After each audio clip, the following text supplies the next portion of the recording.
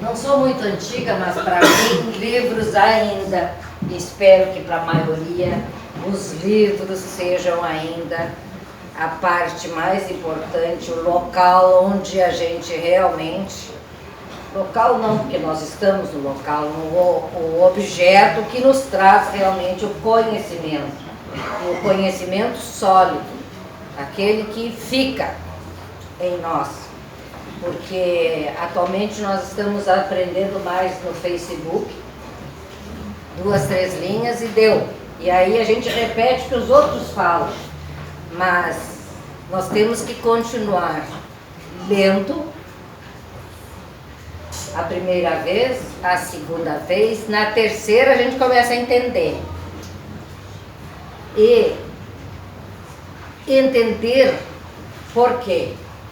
Porque não adianta nós repetirmos um assunto sem nós assimilarmos, compreendermos. Aquilo fica gravado em nós. E é aí que nós recebemos um imenso conforto, um imenso consolo da doutrina dos Espíritos, que é fé raciocinada. Se não houver, se afrontar a razão, não é Espiritismo. Se não houver uma explicação lógica, não é Espiritismo. Porque fé cega, nós já temos a nossa história muito longa, séculos e séculos de fé cega. A crer por crer, isso não é fé. Agora, crer porque compreendemos, aí sim. E hoje, nós vamos conversar, hoje dia 2 de outubro, daqui a um mês nós estamos, eu não sei, o que é o Dia dos Finados? É uma comemoração? É um dia, é um feriado para recordarmos os nossos amados? O que é o Dia dos Finados? O que significa para nós o Dia dos Finados? É o dia de ir no cemitério trocar as flores, lavar o tubo. O que é o Dia dos Finados? O que significa? Eu sempre conto as minhas histórias, porque eu tive um pai, uma mãe, nossa família bem pequenininha, nós éramos só 4, os pais e 2 irmãs, o restante da família tudo longe.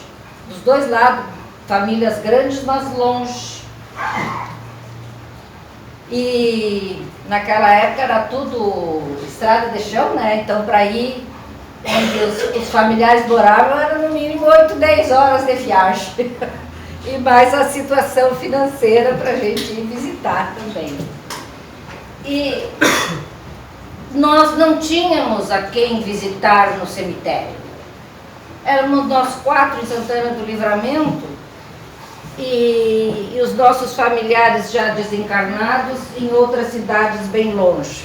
Então, para nós, o Dia dos Finados não tinha muito assim. Porém, uma coisa que eu nunca me esqueço, era 7 de setembro. Meu pai era viúvo, primeiro casamento, casou a segunda vez com a minha mãe.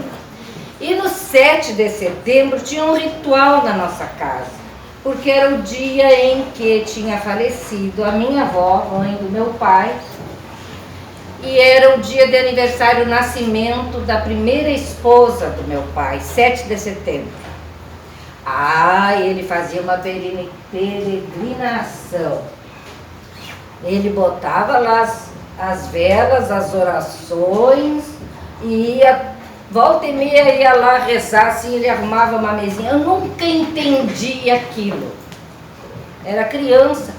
E também, depois adulta, eu me lembro carinhosamente, era do respeito que nós tínhamos e do carinho que a minha mãe tinha por aquele ritual do meu pai, que nunca entendemos qual era, mas para ele era uma forma de homenagear a esposa e a primeira esposa e a mãe dele, que era a paixão da vida dele, era a mãe.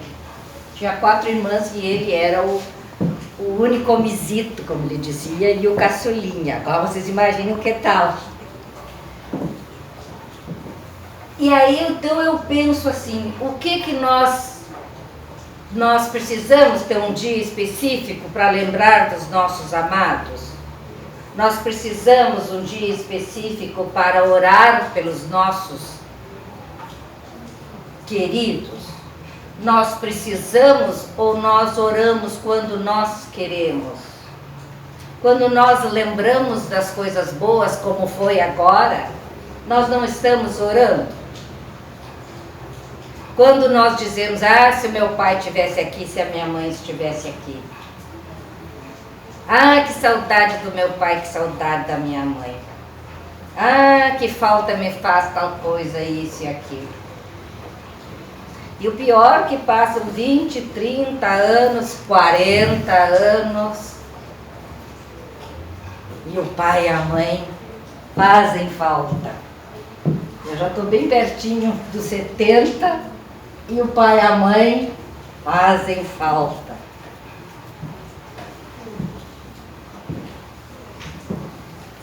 No Livro dos Espíritos, nas questões 941 e 42, está especificamente aqui o medo da morte. Porque nós temos a certeza que todos nós vamos morrer. Mas a gente tem medo, não tem? Diz que espírita não tem medo da morte. Tem medo se vai doer. Tem medo de como vai morrer. Nós temos temor daquilo que nós não temos conhecimento. E também tendo conhecimento daquilo que nós não temos controle. A gente sabe que vai morrer, mas quando? Que dia? Que horas? Dá tempo de se preparar? Não. E esse é o grande significado de não sabermos quando nem que horas, porque nós precisamos estar preparados. Aí quando a idade vai chegando, quando a gente vai dormir de noite, vem aquele pensamento, meu pai, se eu não acordar amanhã, me ampara na passagem. Quando a gente é jovem, a gente nem pensa nisso, nem quer saber. Estou te dando muito trabalho? Porque estou eu para lá e para cá, mas eu adoro caminhar. Aqui, né, na rua, não. Então, nós temos medo daquilo que a gente não tem controle, que a gente não sabe como vai acontecer, quando vai acontecer, se vai doer, se nós vamos sofrer. E se nós mudássemos esse pensamento? Porque está tão enraizado na nossa cultura que a gente festeja o nascimento, a vinda para a vida material, a vinda para passar trabalho, para passar frio, para passar calor. Imagina nós, se tivéssemos a consciência que temos hoje, lembrassem, puxa, de fralda toda, desculpa a expressão, toda mijada. E a gente pega os neném e acha tão lindo e troca as fraldas e traz os netos, então, né? No mundo espiritual precisa estar trocando fralda. Nós, mulheres, que graças a Deus estamos nos libertando cada vez mais do fogão. Coisa boa esse monte de restaurante, aquilo.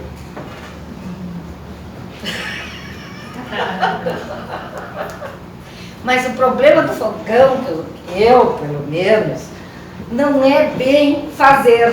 O problema é o que fazer todos os dias. Tem que pensar no que tu vai fazer todos os dias. Tu a gente já não tem mais ideia para fazer a comida. O que é que eu vou fazer hoje? E o medo é de voltar a viver. O nosso medo da morte é voltar a viver a verdadeira realidade do ser humano. Ou seja, somos espíritos imortais. No momento estamos encarnados com um corpo físico que dói, que envelhece, que fica mais difícil para caminhar, que fica mais difícil para se locomover. Até o Rui e eu, a gente vê conversando, a gente chega a um ponto, se perde na rua, se atrapalha, passa do endereço, coisa que antes a gente não fazia. Devagar, tem que fazer as coisas devagar. É muito estranho quando a gente se dá conta que tudo que a gente fazia e programava fazer tudo isso amanhã, e aí lá pelas 3 da tarde estava tudo pronto. Hoje programa, vou fazer tudo isso amanhã às 3 da tarde, falta metade e não dá tempo. Porque nós temos que descansar um pouquinho entre uma coisa e outra. No livro também, obra básica, nas 5 obras básicas, o céu e o inferno, o capítulo 1 e o 2 fala sobre a morte, o temor da morte e a vida futura. Quem pensa na vida futura após a morte do corpo físico? Quem tem conhecimento como é que é a vida espiritual? A verdadeira vida? Vamos levantar as mãos? A gente lê um pouquinho todos os dias para saber como é que é. Vamos combinar assim. Vamos todo mundo para Roma, na Itália? Vamos? O que a gente vai fazer? Vai para o santo Google. Pesquisar tudo sobre a Itália. Mapa, onde fica, quantos quilômetros, qual a quilometragem, quanto tempo eu vou levar de avião, se eu vou de avião, se eu vou de navio. Vou levar máquina fotográfica, vou levar só o celular e tirar foto. O que eu vou fazer? Nós não programamos a viagem? Quando vamos? Viajar para o mundo espiritual dá para programar quando vamos? Estamos que estar sempre preparados. E nós vivemos como? A vida terrena. Como se não houvesse amanhã. Eu sei que eu vou morrer com certeza. Porém, eu vivo como se não fosse. Porque impuseram na nossa cabeça e culturalmente encarnações, encarnações, encarnações, que morrer é ruim. Mas não é voltar para casa? Não é voltar para a tua pátria espiritual? Não é voltar para de onde tu vieste? O que nós nos encantamos no Espiritismo? É saber de onde eu vim e para onde eu vou voltar. O que eu estou fazendo aqui? Porque sempre me perguntei, ficar aqui 60, 70, 80, 90 anos, lutando, trabalhando, dando conforto para a família, no mínimo estudo para os filhos, alimentação, tudo isso básico, para nada depois, vai para debaixo da terra e morreu? Sentir dor, adoecer, ir para o hospital, para nada. E os valores morais? Ser honesto para quê? Ser educado para quê? Ser cortês, ser gentil para quê? Se nós vamos morrer e acabou. Não, meus irmãos. Nós estamos aqui exatamente para isso. Para durante a vida terrena, nós evoluirmos, voltarmos para o mundo espiritual melhores do que quando aqui chegamos. É para isso que nós estamos aqui. No mundo terreno nós evoluímos mais rápido, ainda mais que nós estamos ainda em provas e expiações, segundo o Divaldo Franco, no último seminário aqui em Novo Hamburgo, que nós já estamos em regeneração, no início, nas fases iniciais. Ai, aleluia! O mundo de regeneração, onde impera mais, ainda existe o mal, mas impera o bem. E nós aqui ainda estamos condicionados que impera o mal. Aí vamos olhar ao nosso redor. O que impera ao nosso redor? As pessoas com quem nós convivemos. São pessoas ruins, más, assassinos, cruéis, ladrões. Mas a gente leva o que viu no jornal, o que leu, viu na televisão. Eu, pelo menos na convivência, assim, com as pessoas e com a família, tá tudo gente normal. Com defeitos e qualidades. No livro Obras Póstumas também, obra básica, nós temos um capítulo só sobre a vida futura. Leiam, para ver como é que é. No livro dos Espíritos tem um capítulo, primeira parte toda, como é que é o mundo espiritual. Quem quer saber melhor como é a vida, como se vive no mundo espiritual, leiam os livros de André Luiz pela psicografia de Chico Xavier. Quem viu o nosso lar? Já tem uma noção como se vive no mundo. Só em volitar eu acho uma maravilha. Precisa de automóvel, a gente volita. Para quem consegue, para quem aprende. Mas a gente aprende. Outra obra básica, a Gênese, capítulo 1, o primeiro e o quarto, fala sobre a vida futura. Então, nós temos o medo da morte porque não temos conhecimento do que vem depois. Porque nós temos que ver, nós temos que tocar. Quem já foi a Roma? Não foram. Mas tem certeza que existe? Por quê? Já viram foto, já viram filme, já leram livros.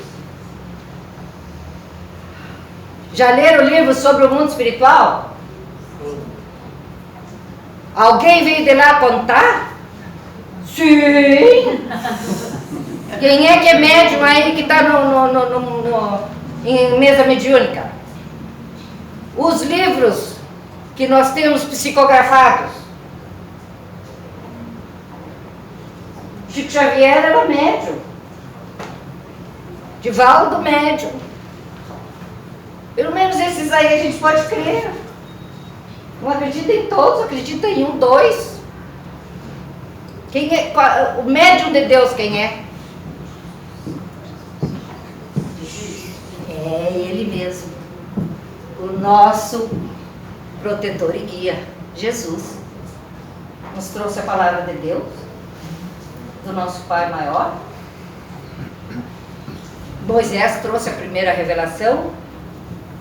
E os espíritos benfeitores trouxeram a terceira, através da doutrina espírita, trouxeram a doutrina espírita. Já falei na Gênese, tá? E ainda a obra também, a quinta obra, mas embora ela seja a terceira aqui, né? Livro dos Espíritos, Livro dos Médios. No Livro dos Médios também tem. No Evangelho segundo o Espiritismo, já no capítulo 2, Jesus nos ensinou: meu reino não é deste mundo material. Se o reino de Jesus não é deste mundo, então onde é que nós queremos ir depois de morrer o corpo físico? Para o reino de Deus e para o reino de Jesus. Vamos seguir em frente. Então, só com isso aqui, dá já para tirar um pouquinho do medo de morrer? Dá ou não? Dá para enfrentar o dia dos finados de uma forma alegre? Lembrando dos bem-amados que já partiram? racionalmente, se o mundo espiritual é a verdadeira pátria, é a verdadeira vida, onde a nossa consciência se expande, onde não precisamos do corpo físico, não precisamos passar por dor, por sofrimento, precisamos sim manter os pensamentos elevados, os sentimentos elevados. Mas não é disso que nós precisamos aqui. Se eu morrer essa noite, vocês vão achar que eu já fui para o mundo espiritual diferente do que eu estou aqui? Vou com a mesma roupinha, com os mesmos pensamentos, com os mesmos sentimentos.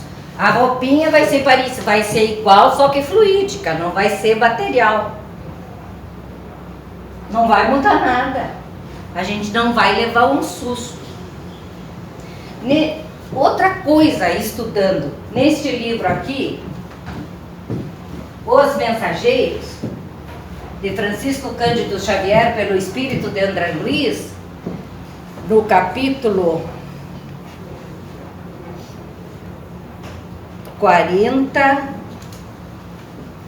46, 47, 48, nos mostram toda a assistência da espiritualidade superior no momento dos irmãos estarem desencarnando. Vocês sabem que eu ouvi uma pessoa muito brava dizendo para outra: tu é tão ruim. Não disse ruim, eu que estou dizendo, eu disse assim: tu é tão ruim. O que falou? Que tu vai morrer sozinho. Eu disse: credo. E aí tu vai estudar, ninguém morre sozinho. Ninguém. Tá a mãe, tá o pai, tá a avó, tá o vô. Quantos de nós já tivemos entes queridos e amigos, tudo que desencarnaram, e antes de desencarnar começam a ver: o pai chegou, a mãe chegou. Ninguém morre sozinho. Os nossos amados vêm nos amparar. Então não precisamos temer a morte. O medo da morte, questão 941, do Livro dos Espíritos, é para muitas pessoas um motivo de perplexidade.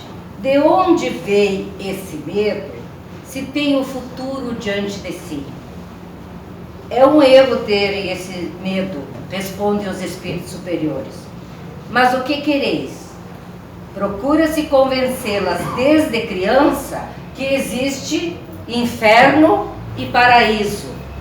E ainda um tal de purgatório, que tu vai purgar as coisas mal feitas. Nem eram pecado, eram só os mal feitos.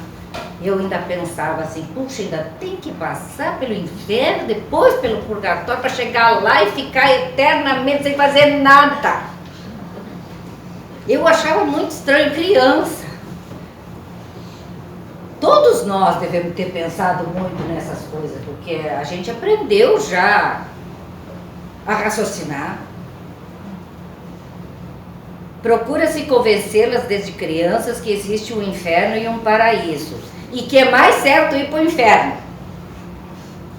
Eu entrava, ó, dia dos finados, então, em sexta-feira santa, nós tínhamos um hábito no colégio, eu estudava no colégio das freiras, e a gente entrava e saía naquela igreja, na capela, e rezava não sei quantas Ave Maria e saía. Entrava de novo e rezava, porque nós aprendemos que quanto mais tu entrava e saía, e rezava uma Ave Maria e saía, tu salvava uma alma. Aí tu entrava de novo, rezava, saía 2 almas. E a gente fazia uma competição, imagina adolescente, tudo. Quantas almas tu salvaste do purgatório hoje? As freiras perguntavam a nós quantas almas a gente tinha salvado do purgatório. Pois adulta, me dei conta daquilo. Claro, nós ficávamos o dia entretidos salvando almas do purgatório. Muito melhor ficar na rua fazendo bobagem. Não é?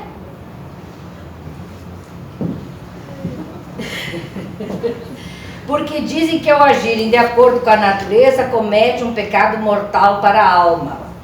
Até quando ia no banheiro, a gente tinha que baixar bem o vestidinho, só não é desse tempo? Porque Deus estava presente. A gente não podia faltar com respeito. É verdade! Quando a gente resolvia brigar na mesa, no almoço, eu e a minha irmã e o pai dizia, Deus está na mesa! E aí todo mundo quer. Deus era um terror. É assim que se conduzem as pessoas a crer que além da vida presente não há mais nada. E as que persistirem em suas crenças de infância temem o fogo do inferno. Aí a gente fica adulto e teme esse fogo do inferno e fica reprimido porque tem a fé cega. E aqueles que raciocinam e dizem, não, não é possível, isso não pode existir, Deus não pode ser tão injusto. Uma vida só e vai todo mundo para o céu ou para o inferno e não sai de lá nunca mais. Imagina nós mães vendo os filhos no inferno. Eu quero ir para o inferno lá com meus filhos. Eu não vou poder dar uma ajudinha. Ou sofrer por eles, nós somos assim, né? Porém, aqueles que não aceitam isso ficando adulto, o que se tornam? Materialista. Aí querem viver o presente, o agora. Aí o restante perde o valor no seguinte sentido: os valores morais, a amizade, a fraternidade. Se tu não acredita nada após a morte, e o que é então a vida futura? Lá no Evangelho segundo o Espiritismo, capítulo 2, me avisem que horas... Ah, não, ainda. Capítulo 2, meu reino não é deste mundo, nos ensinou Jesus. Aí, item primeiro. Item segundo, o título, vida futura. Por essas palavras, meu reino não é deste mundo, Jesus claramente se refere à vida futura, que ele apresenta em todas as circunstâncias como a meta que a humanidade irá ter e como devendo constituir o objeto das maiores preocupações do homem na Terra. A vida após a morte do corpo físico, a vida futura é uma das nossas maiores preocupações.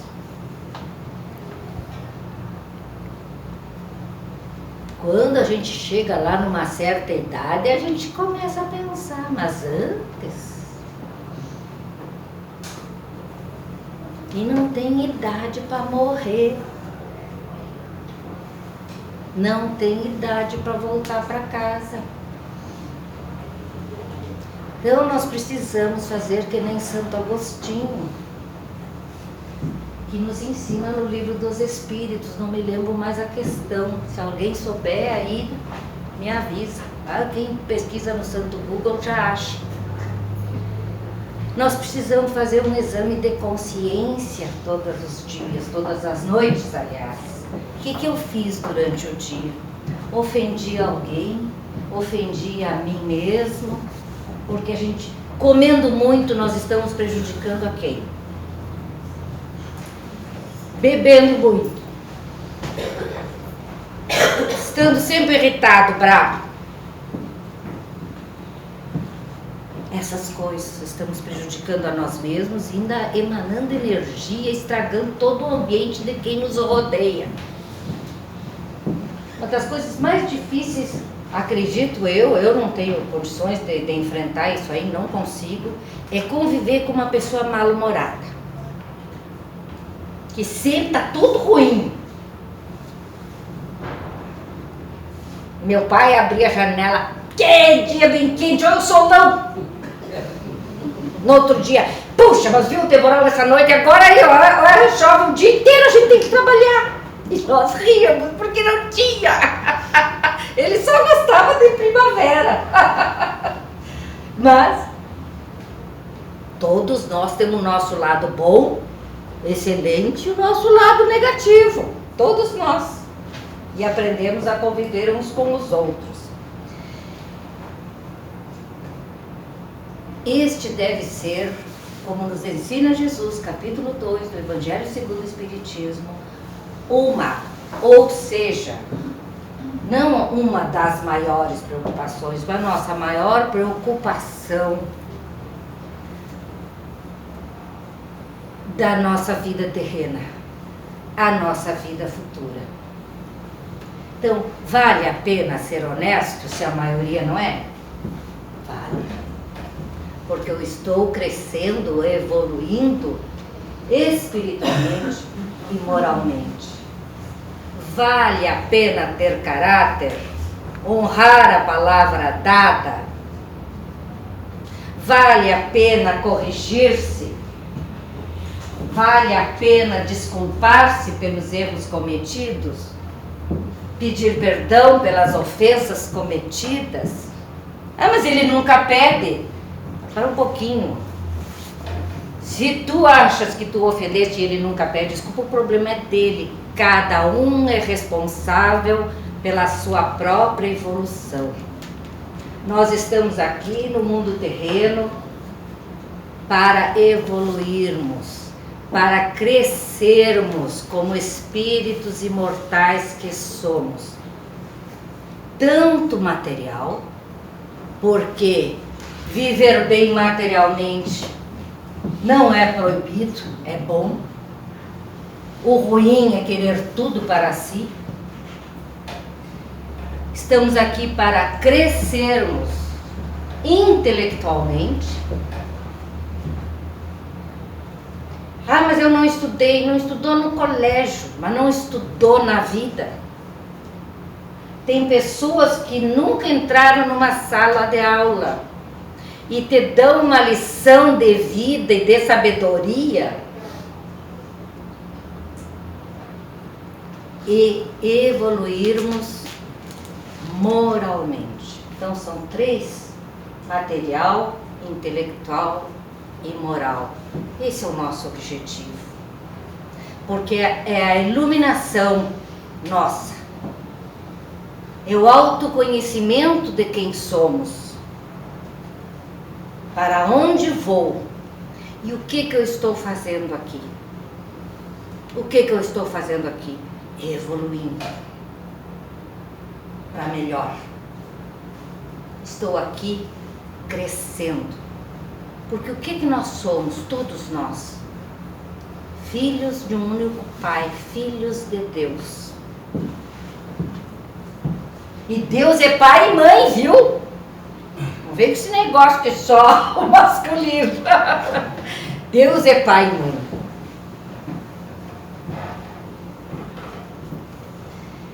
E nós estamos aqui para agradar a Deus.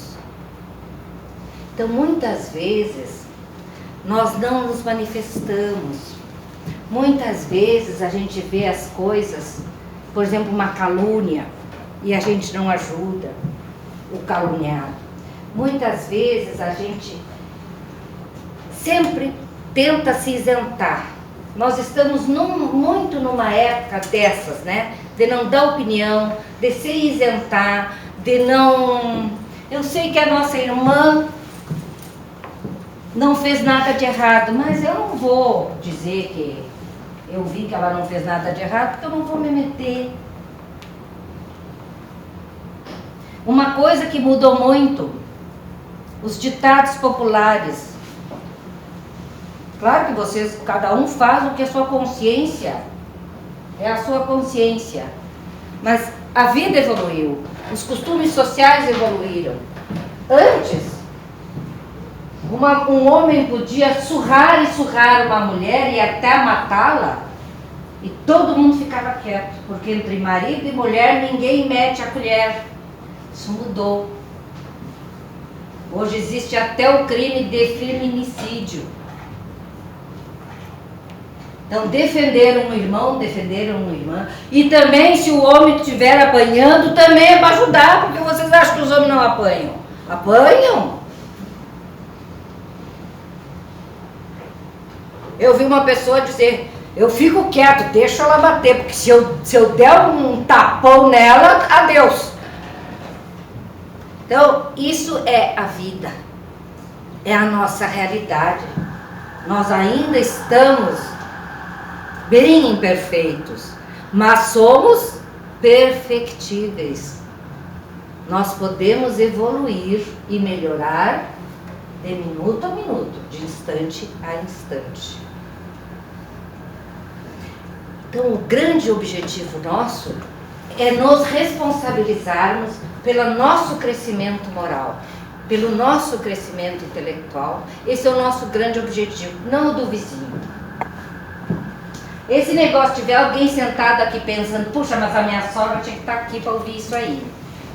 Meu marido tinha que estar aqui. Não, somos nós que precisamos estar aqui. Senão eles estariam também. Uma vez uma senhora chegou e disse para mim assim, eu faço tudo isso que a senhora está dizendo, mas ninguém me compreende. Quando nós fazemos, não sei se fazia tudo isso, é meio estranho, mas quando nós fazemos aquilo que é a nossa consciência, porque a consciência nos avisa, isso aí não está bom, e a gente teima.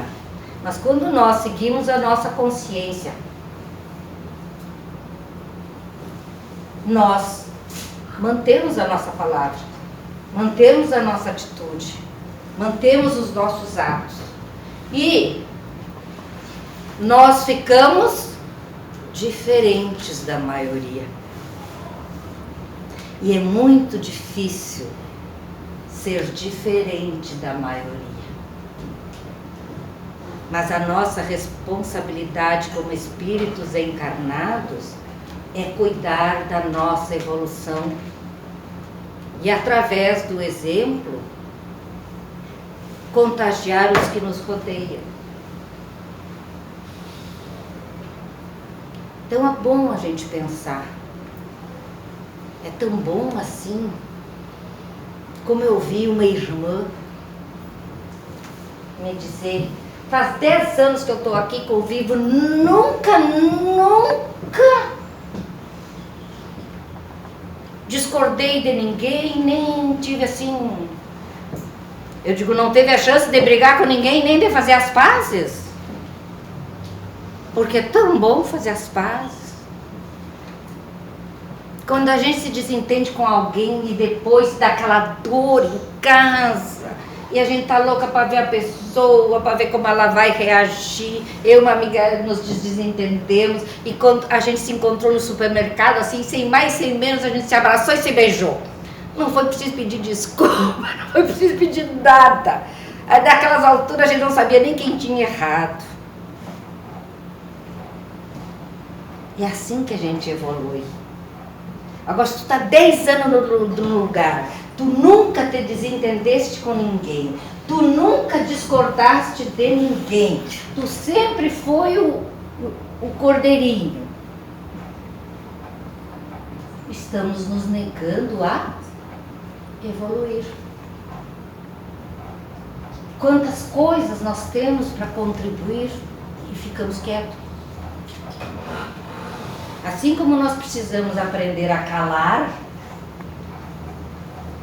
nós precisamos aprender a falar no momento certo. Continuando sobre o temor da morte. Neste livro, cadê o livrinho? Neste livro, O Homem Integral, de Divaldo Franco, e a psicografia de Divaldo Franco pelo espírito de Joana de Ângeles, tem um capítulo excelente sobre este medo. O que nós temos muito medo? Agora eu estou aqui meio perdida aqui.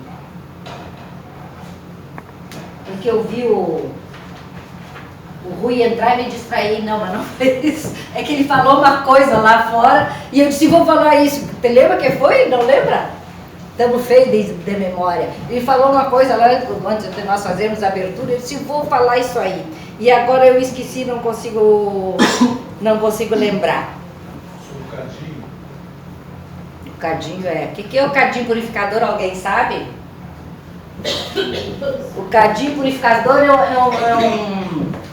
é um tubo. Eu não sei se pode ser maior, mas eu subi aqui de fazer experiências químicas. E aí a gente bota lá o produto químico e bota fogo embaixo, né? Eu sou muito experiente em química. E aquilo ferve, né? Esse é o exemplo de família, do que nós estávamos falando. Família é o cadinho purificador. Que não pega fogo, não pega fogo. E dá cada terceira guerra mundial lá dentro. E depois vai todo mundo embora bravo. Aí chega Natal, junta todo mundo. Família é o cadinho purificador, porque é onde nós aprendemos a ter tolerância. É onde a gente pode brigar, porque a gente vai fazer as pazes. É onde a gente engole um monte de coisa para não brigar. Por isso é o cadinho purificador. É o melhor lugar para nos educarmos moralmente, espiritualmente. É onde nós aprendemos a respeitar o outro e aprendemos a solidariedade, a fraternidade. Porque quando um adoece é uma correria, né? Todo mundo esquece as brigas e vamos ajudar. Por isso que nós falamos que é o cadinho purificador. Bom, essa incerteza da vida futura. Agora vim aqui, falei.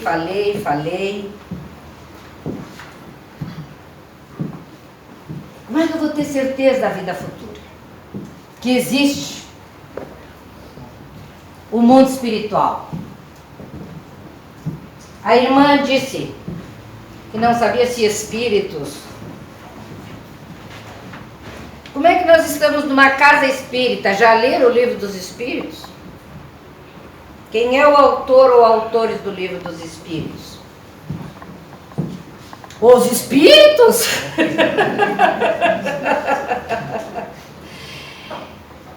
Milhares de médiuns ao redor do mundo, no mundo todo, receberam mensagens, psicografaram, de uma forma mediúnica receberam as mensagens e encaminharam essas mensagens.